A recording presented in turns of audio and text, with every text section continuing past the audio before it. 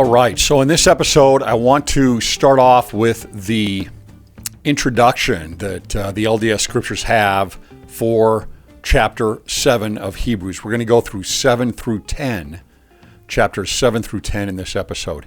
Here's what it says to start off here in the caption up above.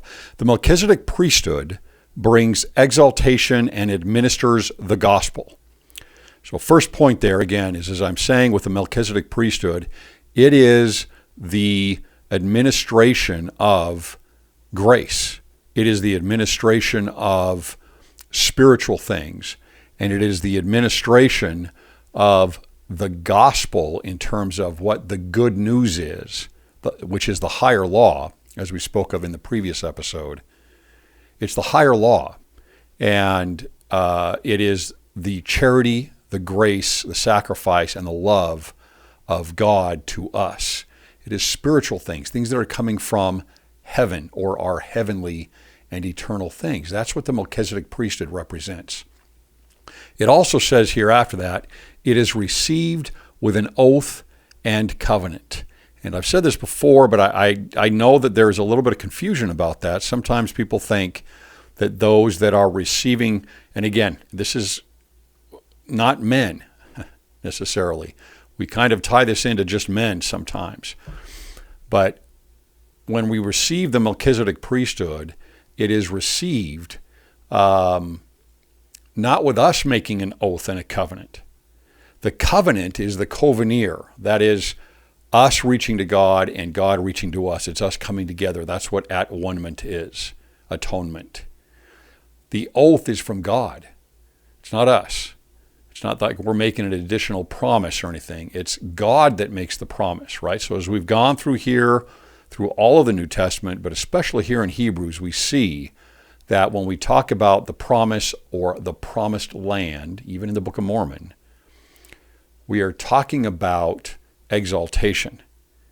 We are talking about a symbol of exaltation, of going through the works of the first 6 days of creation and then going into his rest, which is exaltation, and the promised land. And so right here it says it is received with an oath and a covenant. The oath is given with the Melchizedek priesthood. In other words, the Jews at the time, with the law of Moses and just the Aaronic priesthood primarily, did not have the oath from God. They did not have the promise. Now that, of course, doesn't mean that they can't go to the celestial kingdom or receive exaltation in that time. It just means they didn't have the priesthood that would administer the ordinances that would help them move all the way through the temple, so to speak, and go through the veil and go to the Holy of Holies, which would represent exaltation and be crowned a son and a daughter of God in the Holy of Holies. Okay, so that's what the Melchizedek priesthood is. And so as the author of Hebrews is going through this, they're making that distinction. Again, saying, look, we've been used to the Aaronic law here on the Jewish side, not on the Gentile side, of course, but on the Jewish side, we've been used to the law of Moses and the Aaronic law. But that law and that priesthood does not come with an oath from God. It does not come with exaltation and administer in spiritual and eternal things. And then we get follow-up and confirmation on the things that we've covered here in the last few episodes in Hebrews. It says in verse 1, for this Melchizedek, king of Salem. That is not just a description, and oftentimes when we see these things about Jesus and about certain prophets, and when we're talking about the temple, we're not talking just about a description. We're talking about titles. So they're ideals. It's like Plato's forms. If you have studied anything on philosophy, it is these ideas and these roles and titles that are what actually is describing these individuals. Not in the term of like a son of God, but in the title, what the son of God means in a temple term, which is something that a son or a daughter of God, all of us have the ability to have that title. So Melchizedek, king of Salem, which is Jerusalem in the very ancient times, the time of Abraham, priest of the Most High God. And then in verse 2 also, we have here where Abraham is meeting with Melchizedek. He's referring to this ancient time where Abraham is meeting with Melchizedek and paying him a tithe. And he refers to Melchizedek as the first being by interpretation, king of righteousness. All right, so that would be the actual term and the most literal translation of Melchizedek. It'd be Melchizedek, right? King of righteousness. And after that also king of Salem, right? Which is king of peace, right? Salem means peace. Salem comes from shalom in Hebrew. So these are titles. And so you can see what the author is doing here. Why would he put all these descriptions in here? Why do we have in Handel's Messiah, as he pulls from Isaiah, all of these descriptions, so to speak, the counselor, the mighty God, the everlasting Father, these types of things have specific meanings from the temple and from a temple drama. And that's what this book is mostly about, is about this temple drama and about the Melchizedek priesthood and the order of Melchizedek, or the order of the Son of God.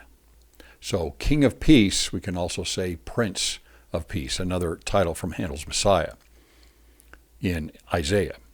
And then it says something interesting here in verse 3, and this is important to note. It says, without father, without mother, without descent, having neither beginning of days nor end of life, but made like unto the Son of God, abideth a priest forever. So this is Melchizedek. So what are they saying here? A lot of times we get the interpretation of this, that it's saying that Melchizedek may have been Christ, which makes zero sense and is just not true. Or we get the idea that Melchizedek was somehow begotten as a being and was placed on earth without ever having parents. This is a mistake. If we look at Joseph Smith translation in Genesis 14, and you should all do that, it is the beefiest chapter, I believe, of the entire Joseph Smith translation that we have. And he doesn't just make a bunch of alterations, it's insertion of what's happening with Abraham and Melchizedek. You need to read that. And what you'll see in there is that he changes a very similar, this is being pulled here probably from Genesis 14. And what you see there is Joseph Smith makes sure we understand that he's not talking about Melchizedek in saying without father, without mother. He's talking about the Melchizedek priesthood, right? So in other words, there's two things we learn about this. Number one is when he says this is without father, without mother, without descent, that is in contrast to the Aaronic priesthood, right? Where Aaron and the Levites, they have mother and father and descent of lineage that gives them automatically that Levitical priesthood. Well, the Melchizedek priesthood is not that way. The other thing it's telling us here is that it is eternal. It is an eternal priesthood. It goes on forever, comes from forever, and it goes on forever. Just at the end of verse 3, it says that he abideth a priest continually, or forever, right? Because this is an eternal priesthood. It deals with the spiritual and eternal things of God. And then I really like here in the middle, but made like unto the Son of God. Well, how is Melchizedek made like unto the Son of God? Well, because the prototype, the whole reason for the temple drama, is Christ as the Son of God. But Melchizedek acts as the Son of God. In other words, as he goes through the temple drama, he goes into the Holy of Holies, he is crowned and probably anointed, maybe not just on his head, right? And he is sitting on the throne. And then he comes out of the veil, kind of born, coming back out of the veil, out of the Holy of Holies. He is the Son of God in that sense. He is made like the Son of God. You can look at these terms oftentimes where it says that he is but made like unto. In other words, Melchizedek is filling that role of the Son of God. It's like somebody who works and operates with the Melchizedek priesthood. They are serving in the role of Christ, right? That's what that priesthood is. It's saying you are a son of God. Now, you have the Melchizedek priesthood, and I say son of God not by spiritual lineage. I say by being born as a high priest, as an elder, as a Melchizedek priesthood holder. And the same thing happens with women in the temple. And so Melchizedek is filling the role of the Son of God. That is what the kings did when they went through the temple drama and went into the Holy of Holies and sat on the throne there. It's also what the high priest does, right? The high priest even would go through on the Day of Atonement and go into the Holy of Holies. And he had the two goats, right, with the Day of Atonement, sacrificing one and banishing the other. We've gone over that several times. But he's acting as the Son of God. He had on his a gold plate up on his forehead the word Jehovah, right, the tetragram up on his forehead. He was acting as God as well. So he's filling that role at that point. But this is all about the Melchizedek priesthood. And then in verse 5 and 6, we get this idea here again about these distinctions of the Melchizedek and the Aaronic priesthood. You may have thought that we didn't really get much about the Melchizedek priesthood in the Bible, but it's in here. Of course, we get much, much more in the Doctrine and Covenants and a little bit in the Book of Mormon, which I'm going to tie in here in a minute. But here in Hebrews, we get a fire hose of the order of Melchizedek. Verse 5 says, "And verily they that are of the sons of Levi, who receive the office of the priesthood," that's by lineage, "have a commandment to take tithes of the people according to the law, that is, of their brethren, though they come out of the loins of Abraham." So in other words, Abraham and Melchizedek are together. Abraham gives tithes to Melchizedek. And those that are of the Levitical priesthood and lineage, they are gathering tithes as well, just like Melchizedek did. But, and by the way, we do that today, right? Those that hold the Levitical or Aaronic priesthood are the ones that typically are gathering, well, not typically, always gathering the tithing. So they go around for donations once a month. And even if you're giving it to a member of the bishopric, they are the presidency of the Aaronic priesthood, right? And the presidency of the priest quorum. So tithes are a Levitical priesthood function. But he says in verse 6, "But he whose descent is not counted from them received tithes of Abraham and blessed him that had the promises." So, in other words, the Melchizedek priesthood can do everything the Levitical priesthood can do, and a lot more, and blessed him. He did these things of the Levitical priesthood and blessed him, that's Abraham, that had the promises, and that's Abraham. So, in other words, Abraham receives all these promises of God in the Melchizedek priesthood, but it's Melchizedek that is his superior in the priesthood hierarchy. And then a really important point here that I would go back to about the fluid hierarchy that I talk a lot about. Hierarchies are good if they're fluid and if they're righteous and proper. If they're rigid and they are used for power by those that sit higher in a hierarchy, and I'm not just talking about an authority hierarchy, I'm talking about any hierarchy. But if they're rigid and there is power that is used in a specific agenda by those that are higher in the hierarchy, then you've got a real problem. That's not a spiritual hierarchy from God, right? That's starting to move to a different type of hierarchy. But it says here in verse 7, "And without all contradiction, the less is blessed of the better." So Abraham, the great Abraham, where we go back, like Lazarus goes back to his bosom, and that's in the parable of Lazarus. And we call the new and everlasting covenant, the fullness of the Melchizedek priesthood covenant, the Abrahamic covenant. But even he is paying tithes to someone. He's paying it to Melchizedek. That's how great Melchizedek is. So here we get, two pieces of a hierarchy where the great Abraham The icon Abraham is paying tithes to someone else and is blessed by him. We all fit into a hierarchy, hopefully a very fluid hierarchy as the gospel preaches, that allows us to move up and down, and that those that are in a higher position of whatever it might be, more spiritual development, a position in the church, a age and experience and wisdom, that they are blessing those in those areas that are not as far along up in that type of a hierarchy. Parents loving their children, a bishop loving the members of the ward and blessing them, the owner of a business trying to help his or her employees to do the best jobs that they can and have a fulfilling experience in that company. That's how the hierarchy is supposed to work. But if you try to flatten that hierarchy, here as an example with Melchizedek and Abraham, you're going to have a problem, because you have to receive blessings from somewhere, and it can't always be direct from God. And you have to have help in certain areas in your life. And you have to have examples and mentors and people that know more than you do and have more experience than you do. Not everybody is the same in every position.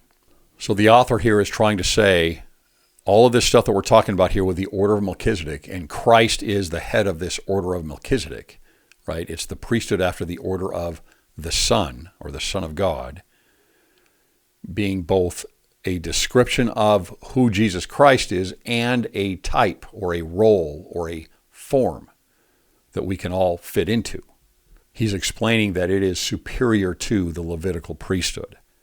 So the other thing we can think about is the Book of Mormon, right? We have Lehi, a prophet. We're not sure when this would have occurred, but he had the Melchizedek priesthood. He had to have had the Melchizedek priesthood. He is not a descendant of the Levites. He is of the tribe of Manasseh. And so as he leaves Jerusalem with his family and who knows how many others, they leave and start a new civilization. And by the way, where do they go? They go to the Promised Land, right? Exact same thing happening here. Same idea of what's happening. It is a metaphor for exaltation. They're getting out of wickedness through a lot of works and difficulty, right? Through the storms and through being bound to the tree and et cetera, having to work hard. And they finally are going to arrive in the Promised Land. But they've got the Melchizedek priesthood. There's no tie to the Levitical priesthood here. More than likely, there could be somehow, but they've got the Melchizedek priesthood, so they've got the authority to do all of these things, both from the Levitical priesthood side, such as offering sacrifices, as Lehi does, and to do all the things of the Melchizedek priesthood, perhaps in doing what they did with the temples. Who knows what kind of ordinances they were running through in the temples in the Promised Land with Lehi and his descendants. And then in verse 11, we get an idea of this apostasy where there was a falling away of not just doctrine and other things, but the authority of the Melchizedek priesthood when Christ comes around.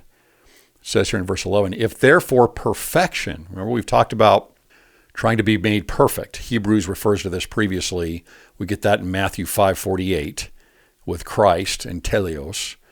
If therefore perfection were by the Levitical priesthood, for under it the people received the law. So if the law and the Levitical priesthood gave you perfection, which it doesn't, allows you to go all the way through the temple into the veil and through the veil, what further need was there that another priest should rise after the order of Melchizedek and not be called after the order of Aaron?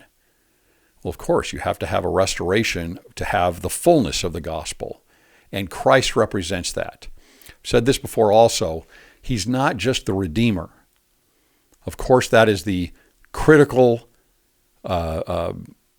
poignant, precious thing, important thing that was done by Christ is the sacrifice, the atoning sacrifice. But he's also a restorer. He is the head of a dispensation, the dispensation of the Melchizedek priesthood keys. And so Hebrews here is trying to let us know that. It's saying, look, I mean, yes, he's the Redeemer. He is the last sacrifice. But he's also the head of the Melchizedek priesthood. And he is a great high priest, was a great high priest, and is a great high priest. And he restored the Melchizedek priesthood, which is then going to be given to the apostles. And it is a much greater priesthood than what they had previously. This is the same priesthood that Elijah and Elisha and Isaiah and all the prophets had, right? There's this distinction that we get, which is very interesting, right? You think about how the Old Testament is described, even by the Jews. The whole Tanakh, right? It is divided in a few different areas, but two of the areas that you divide this into is the law, the Torah, the first 5 books of Moses, and the prophets. And we hear that reference, especially in the Gospels. It's the law and the prophets. We look in and see the law and the prophets. What's the difference? Well, one's the law, the Aaronic law, and the other is the prophets. And what are they preaching about that has been removed? They're preaching Melchizedek priesthood things. They're preaching Jesus Christ and the sacrifice of Jesus Christ. And so, law and the prophets, Aaronic and Melchizedek. And of course, what happens with many of the prophets, as we learn in the Gospels and previously in other writings, they're stoned to death. Look at Lehi. Why was he going to be killed? Even by his sons. It's because he's a prophet, and he represents the Melchizedek priesthood, which represents Christ, Jesus Christ. That's the problem. And there's always, through, again, the Nehor principle here, there is always a pushback against the true doctrine of Christ. And that was the responsibility of the prophets. The law and the prophets. Just like we're getting here in Hebrews, the Torah and the Melchizedek priesthood. Right? And in 19, for the law made nothing perfect or complete, but the bringing in of a better hope did. That's the new covenant, by the which we draw nigh unto God. The better hope is the promise. It is the oath of the oath and the covenant. It is the grace of God. It is the opportunity to return to him and to be like him. And in 21, for those priests were made without an oath. That's the Aaronic priesthood priests. But this with an oath. That's what God promises. With an oath by him that said unto him, the Lord sware and will not repent, thou art a priest forever after the order of Melchizedek. Okay, we get that from the Psalms. The promise comes with the Melchizedek priesthood. And in verse 5, we get something here that I've alluded to several times in this series. Who serve unto the example and shadow of heavenly things. This is actually about priests in the temple. Who serve unto the example and shadow of heavenly things. We say shadow, again, we want to think of roles or ideas or Plato's forms is what we're talking about here. As Moses was admonished of God when he was about to make the tabernacle. So remember, he was about to make the tabernacle when he was up on Sinai. And he comes back down and he's told how to make the tabernacle. Continues here, for see, saith he, that thou make all things according to the pattern shewed to thee in the mount. So when we look at the temple is what Moses saw on the mount, on Mount Sinai. Right? He comes off of Mount Sinai, he's up there, he sees a vision. And that is everything from the creation to the story of the Garden of Eden to specifics on how to make the temple according to these stories. And we should always remember that when we open up the Old Testament and we start with, in the beginning, God created the heavens and the earth, we are not reading a history. What we're reading about is what informs Moses to make the tabernacle and eventually David and then Solomon to make the temple. It's based off of this vision that others have had. Enoch had the same thing. Probably Noah, probably Seth, probably Adam, Abraham, Melchizedek, etc. So this is what the temple is about. And why is the creation story in there? Why do we have something associated with creation? All temples around the world, not our temples. I mean all temples from anciently to now have an association with the creation story at a minimum. And then either Adam and Eve or others, individuals that have very similar, like how did man start out? This is all based off of vision, not history. Important to know that. A lot of people that succumb to some of the criticisms of the church or even to Christianity in the Bible, they think, oh, the earth was created in 6 days and this is how they took a rib out of Adam. Just remember that it doesn't have to be literal. This is a story that comes from a vision. And visions are things that are spiritual. They're not things that we see every day, right? They're visions.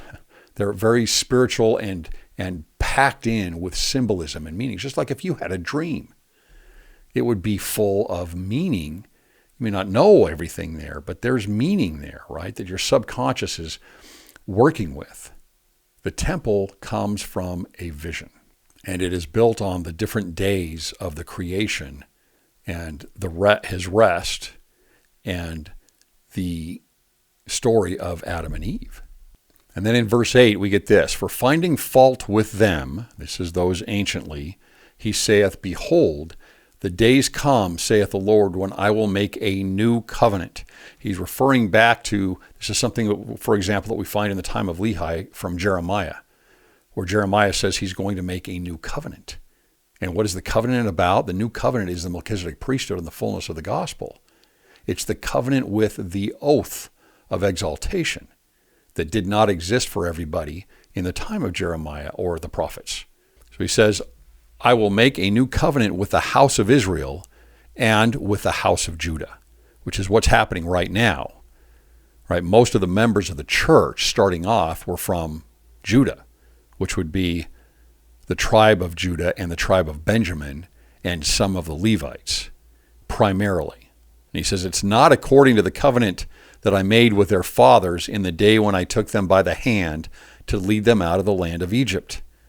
Right? Again, the children of Israel rejected this new covenant. They rejected the new covenant and went with the lower covenant, the old covenant, sometimes we call it. That's what we get the name Old Testament from. Testament and covenant are the same thing. It should be called the Old Covenant and the New Covenant in the Bible. Because they continued not in my covenant, and I regarded them not, saith the Lord. In other words, they rejected it. And then here we get back to the hardened hearts. I'm going to do an episode on this sometime, I think. But it says, for this is the covenant that I will make with the house of Israel after those days, saith the Lord. I will put my laws into their mind and write them in their hearts, and I will be to them a God, and they shall be to me a people. We also hear this in Jeremiah. For all shall know me, in verse 11, from the least to the greatest. When it talks about knowing him, it has to do with this covenant about this is the true Messiah. This is Jesus Christ. But we talk about this law and the new covenant being written in our hearts. Well, that means that you don't have a hardened heart. Think about the law and how it's written on plates, for example. You engrave the letters into the soft metal, hopefully soft metal, right? So it's able to stay in on your heart if your heart is soft. But if you have a hardened heart, which is the description given to the children of Israel in the wilderness when they rejected the higher law, then that law cannot sit in our hearts. So when we get the description of, for example, Laman and Lemuel, right, are described oftentimes as having hardened hearts. So if we put these dominoes together, point by point, we start seeing this chain that brings us to hardened heart equals the lower law. And the lower law, a hardened heart, means that you are not bringing the new covenant into your heart and allowing it to be engraven there. Pride is what pushes you away from that. That would be the great and spacious building. That would be the tree of the knowledge of good and evil. So a hardened heart is a denial or a pushing away of Christ. And so as you find that term hardened heart, you can equate that, I believe, you can equate that with a rejection of Jesus Christ, just like through the Nehor principle. Well, we've gone too long again on this episode, and we're going to have to save the rest for the next episode. I think you can tell that, that I like the book of Hebrews. I keep going long on this because I just hate to skip too much of this. There's just so much good information here, and so much of the restored gospel is packed into this book. And it gives such a great understanding of all of the scriptures just right here in kind of this axis of knowledge in the book of Hebrews. I'll talk to you next time.